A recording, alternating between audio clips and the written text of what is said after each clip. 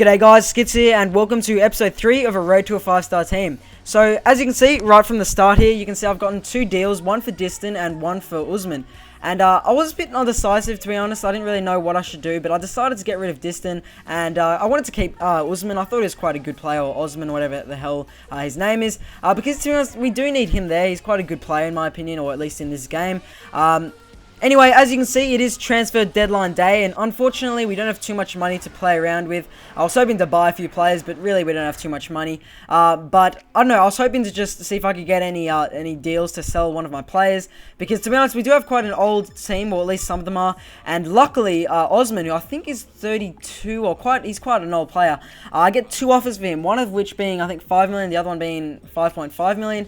And as you can see here, I decided to sell him off to Stoke City for 6 million, which is quite a good deal in the end. They ended up rising it up 500,000, so it's quite a good deal. And to be honest, I can probably replace him with a better player. As you can see, here's my team now. Neville is quite a crap player, and unfortunately, you'll notice throughout this series, we don't have the best defensive side, so I need to work on buying a good defender.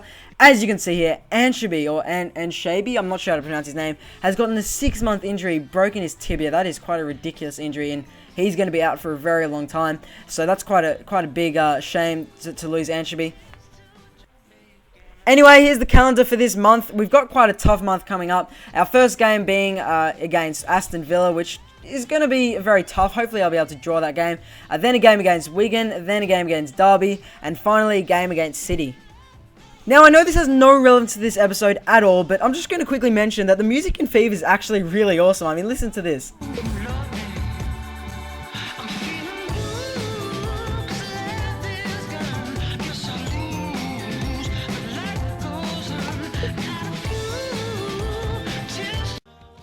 Anyway, I digress, guys. So, as you can see, our first game for this episode is against Aston Villa. They've actually won their last 3 games, and I know this is going to be quite a tough game coming into it. And I decided, because we lost Osman, I decided to play Coleman and just give him a little run, see how he goes. Anyway, in the 4th minute, Jelavic gets on a beautiful run. Unfortunately, I couldn't show you guys the ball to him, which was quite good. But on a one-on-one situation in the wet conditions, he finishes it quite well. I mean, it wasn't the hardest of goals to score, but quite a nice little finesse. We did take the early lead, which was great. Then Jelavic gets another pretty decent effort there. It was quite a hard angle. Essien then does quite a nice pass to Rodwell, who probably should have done better, but then Essien's there to pick it up. And goal? No goal. Wow, that's ridiculous. That is a pretty unlucky corner, offside, as you can see. It's probably only centimetres off, and that's quite a controversial decision for Everton. Then Aston Villa get a chance of their own. They got quite a hard formation to play against, and that's just pretty horrible defence, and I shouldn't have rushed Howard. Quite a stupid. He probably could have saved it if I didn't rush him there, and just horrible defence. Horrible, really, all around for me. Then Essien gets a nice little pass to Pina, whatever. And quite a good shot, but it didn't really challenge the keeper too much there. The half does end at 1-1, so quite a decent half. I was hoping to maybe just hold the draw, or maybe even do better. And Jelavic probably, he probably should have done slightly better there. And as you can see here, they get quite a good ball, and at that point, I was fuming, but then I realised that luckily for me, he was just offside. Another controversial offside decision, and that one was a bit a bit fairer, that one. But that's how the game ended, guys. It was quite a great game, 1-1. I was happy enough to get that result. As you can see, the stats were all my way. I really should have won that game. As you can see there, they only got 1 shot on target. But the next game for this episode is against quite a average Wigan side, to say the least. Their last 3 results haven't been too convincing at all. I decided to keep basically the same team. I made a few little changes at the back throughout this episode, you'll see. But in general, I didn't really need to change too many things around, because we do have quite good match fitness, so there wasn't any changes really needed. Anyway, Wigan did start quite positively. In the 4th minute, they got quite a nice cross to Jordi Gomez, who probably should have done better there. Just didn't get a touch on it, and if he did, he probably would have scored. But then Jelavic does quite a nice pass to Essien, and Essien, with some great dribbling skills, nearly slots it home, but quite a good save from, I think it was Al-Laqui or something like that. Regardless, from that corner, Wigan defenders get quite unlucky there. Just bounced off their defender, and it goes out for another corner here. And on the 45th minute, the edge of half time, Jelavic does quite an awesome little pass to follow on to Rodwell, who slots it home really well. The keeper has no chance, just in the bottom corner. As you can see here, quite a nice little set piece, and very well taken from Rodwell. I think that's his first goal of the season. Anyway, that's half time, just the one goal right at the edge, which kind of gave us quite good momentum going into the second half. We do start the second half quite positively, with Essien getting quite a good shot and quite a good save from their keeper as well. It was actually a really powerful shot considering the momentum he had there. Then Jelavic passes to Rodwell, who very nicely, for his second goal, slots it home. A really nice little finish there. I was happy with that goal. It was quite a nice little build-up. We do a nice little build-up once again, and I decided to... Horrible decision, actually. I was going to try and make it like a little sweaty goal, but they do get a chance of their own. Some really great saving from Howard just to kind of bounce that out there. And then once again, we're on the attack as usual. Diarra sending it into Jelavic, who typically just quite a beautiful setup, quite a beautiful goal, sorry, in the 74th minute. And I was really happy to see Jelavic score because he did set up quite a lot of goals this game, kind of hinting that there's going to be another goal. But anyway, Jelavic then does get an awesome little header which rebounds off the post and easily just takes it home. And that was quite an awesome little finish and quite a little nice pass through from Pinar. And I was quite unlucky that it didn't go the first time, but as you can see, just really nice header, really on top of this game. They do get another chance, just to kind of a nice little consolation goal chance, but that's how the game ends, 4-0, and 2 goals from Jelavic and 2 goals from Rodwell. So I was very happy with that result. Now, on to our next game, which is against, I think it's Derby or Derby. I'm not exactly sure how to pronounce it.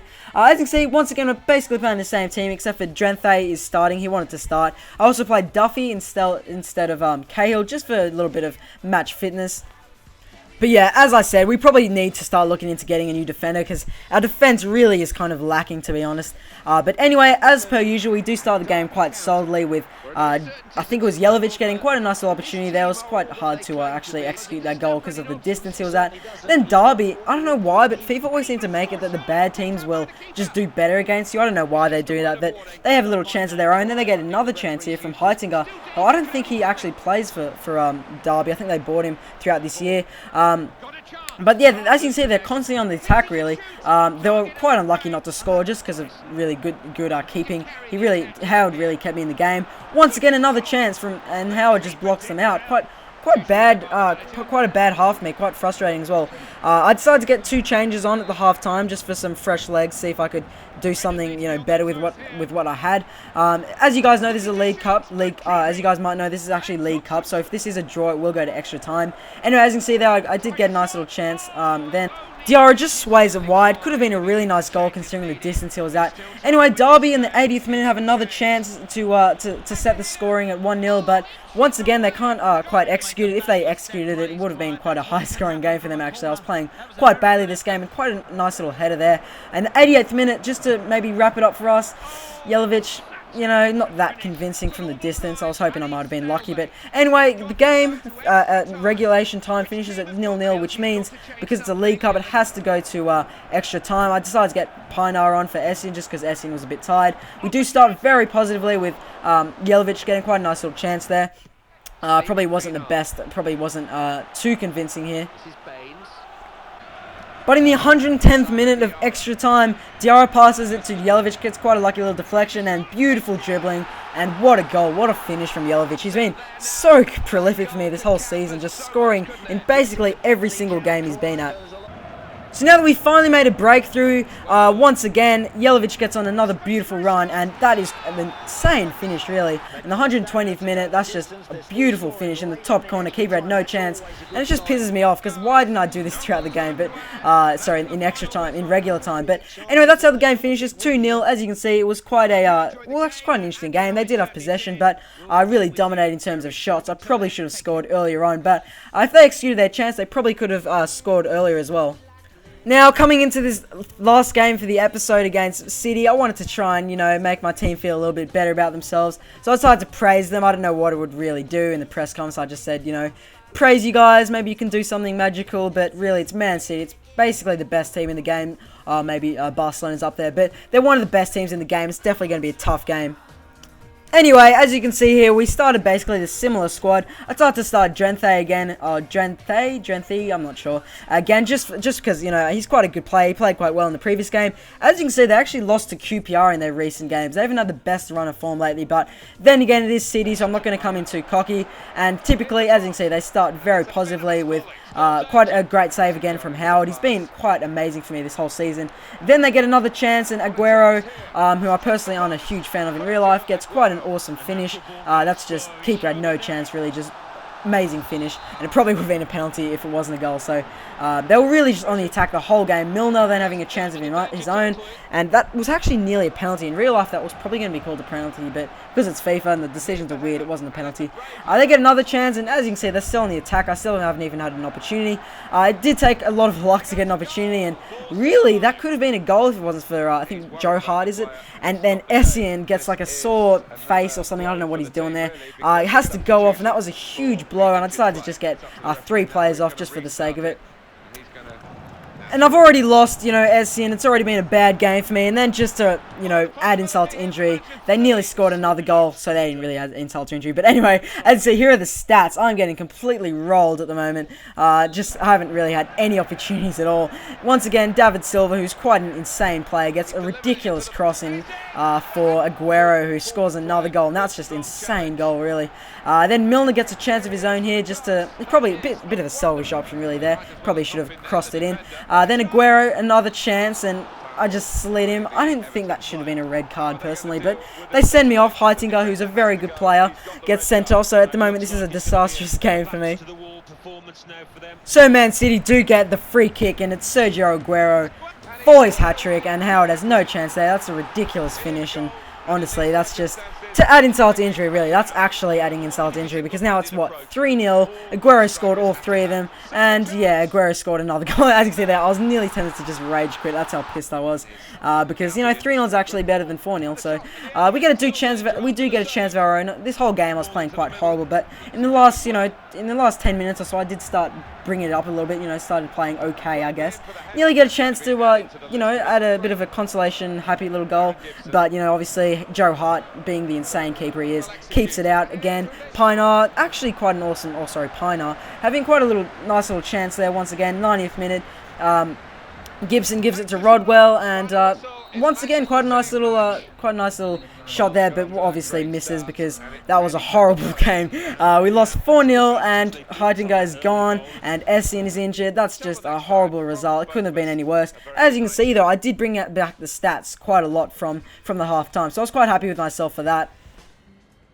And what I thought was just a scratch on the head turned out to be severe concussion. He's out for 2 weeks, so that's quite a huge blow for us. Essien, not having him for 2 weeks is going to be quite bad, but luckily it's not 6 months like Drenthe. But anyway, Heitinga gets a 3-match ban, which once again is quite bad. But anyway, guys, I hope you enjoyed this episode. Here's the end of the league table. As you can see, we're coming 9th, which isn't too bad at all. Liverpool are 1st, Arsenal 2nd, and actually Wigan are on the bottom relegation zone. So it's we're not doing too bad. I do want to be in the top 5. But anyway, guys, if you enjoyed it, be sure to leave a like, and I'll see you guys in the next part. Bye.